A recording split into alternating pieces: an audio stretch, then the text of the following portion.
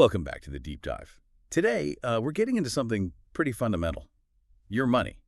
Specifically, how to map it out so you actually feel in control. Yeah, we looked at a bunch of sources, and the focus wasn't really on, complicated stock market stuff. No, not at all. Yeah. More about the basics, the habits, the simple things you can start doing right away to get clarity. Exactly. People often find money talk intimidating or just heavy. Right, like you need a finance degree. But the material we reviewed, it really shows you can break it down into, well, pretty straightforward steps, like a friendly plan, almost. That's the mission for this deep dive. Cut through the jargon, give you practical tools, things you can use like tomorrow. Not next year. Exactly.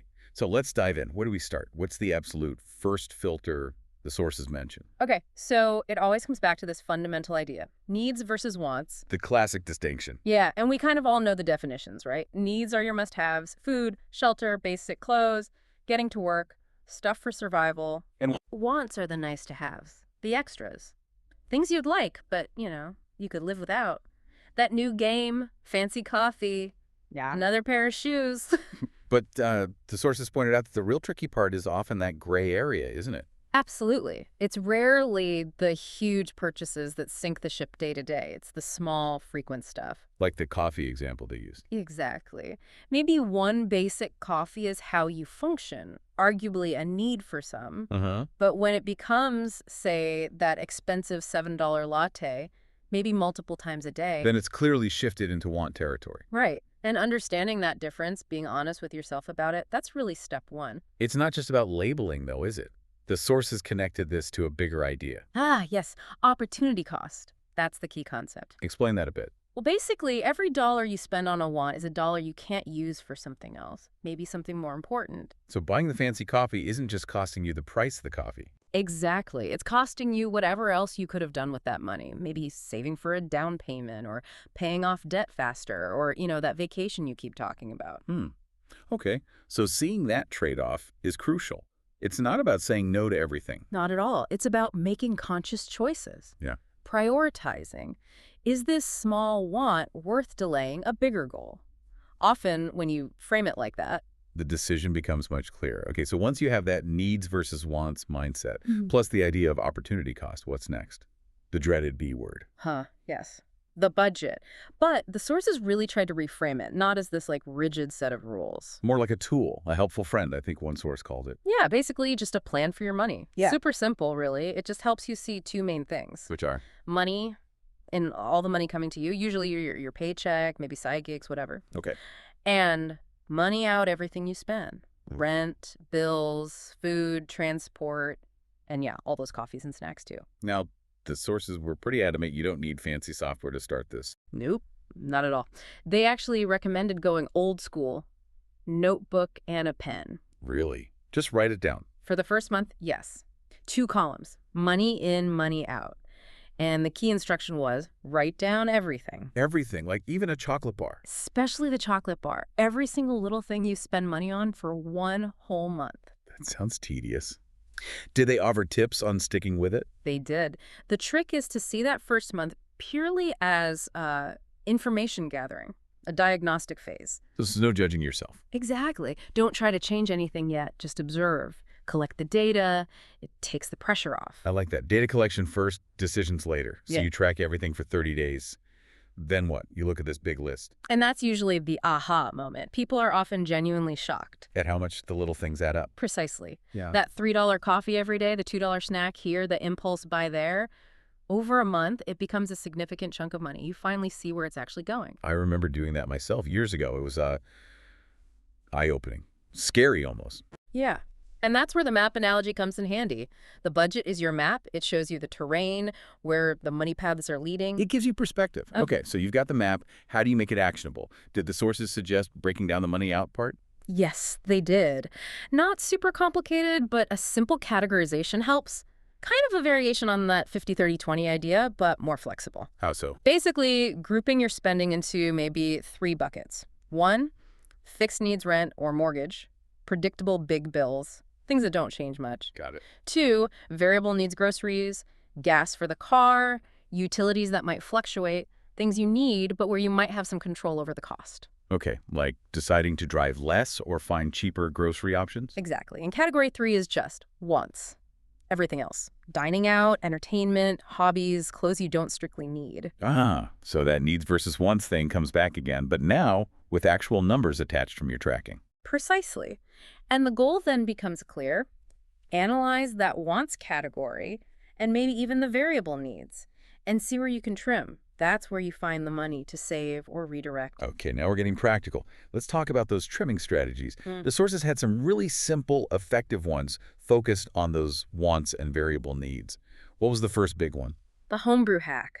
Coffee again? Always the coffee. It's just such a common leak. Instead of just saying make coffee at home, the sources emphasize quantifying it. Oh. Well, say you spend $4 on coffee 5 days a week, that's $20 a week, over $80 a month, nearly $1,000 a year. Wow, yeah. Putting a number on it like that. It reframes it, doesn't it? You're not giving up coffee. You're gaining almost $1,000 a year just by changing where you make it. Makes that opportunity cost real. Okay, that's powerful. What was the next tip? Food related, right? Yes. Efficient home cooking.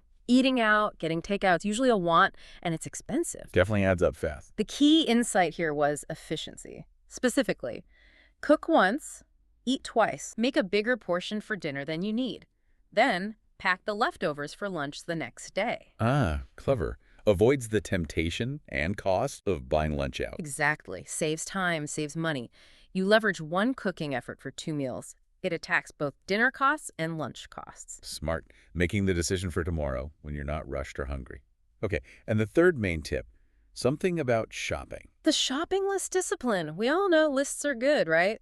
Stops impulse buys. Supposedly. Doesn't always work for me. Well, the hack the sources suggested was framing it as a needs-only mission. Needs only. Yeah. Write your list based only on your fixed and variable needs.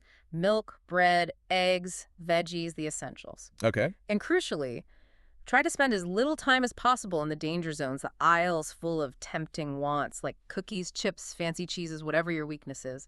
Stores are designed to make you buy that stuff. Get in, get the needs, get out. Avoid lingering in the snack aisle. Basically, yeah. Plan the mission to minimize temptation. Proactive planning beats reactive willpower every time. Makes sense.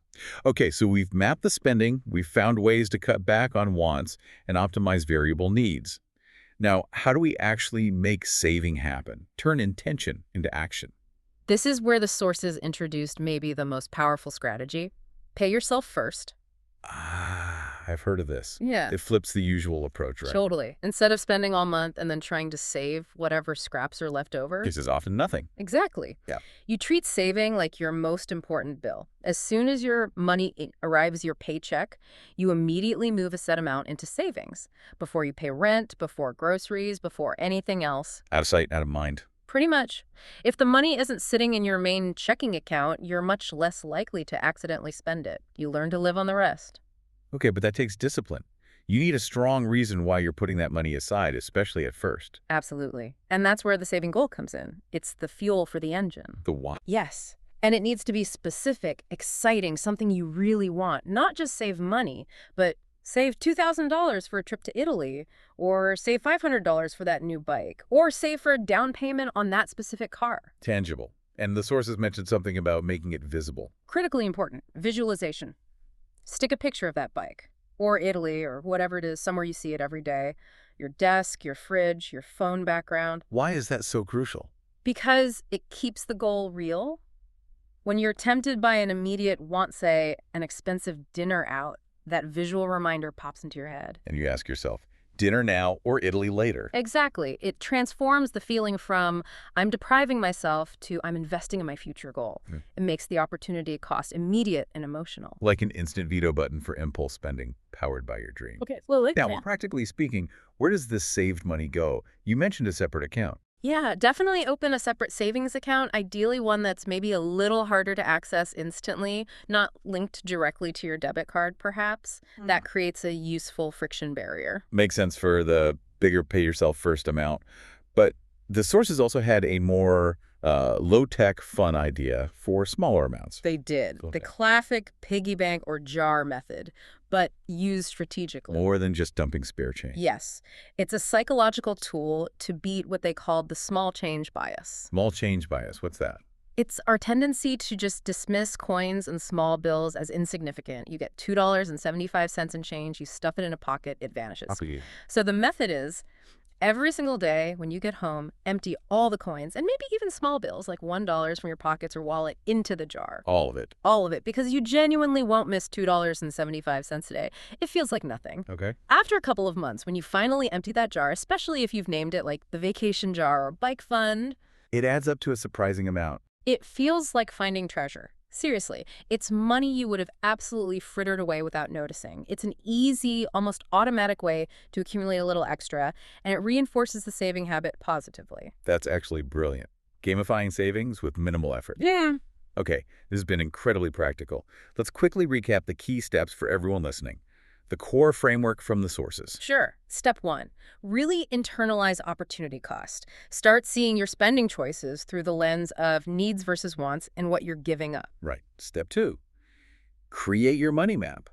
Use that simple notebook for 30 days. Track everything, then categorize to see where the leaks are. No judgment, just data. Step 3, use those simple behavioral hacks, the Homer hack. Cook once, eat twice, the needs-only shopping list to consciously shrink the wants and optimize variable needs. Step 4, implement pay yourself first. Make saving automatic by moving a set amount to a separate account as soon as you get paid. Treat it like your most important bill. And step 5, power the whole system with a compelling, specific, and highly visualized saving goal. Keep that dream front and center for motivation. That really lays it out. It shows Yeah. that getting control isn't necessarily about earning more, is it? It's about being intentional with what you have. Absolutely. And that feeling of being in control, of knowing where your money is going and directing it towards things you truly value, that's incredibly empowering. It reduces so much stress. It really is the antidote to financial anxiety. Simple planning, small, smart choices, consistently. Anyone can do this. It just starts with deciding to start. Okay, so a final thought to leave you with, drawing from the sources. They framed saving not as loss, but as gain. Trading something small now for something much better later. So, think about your biggest goal right now. What's the very first small daily want you could happily trade today to get one step closer to that bigger dream tomorrow? Give that some thought.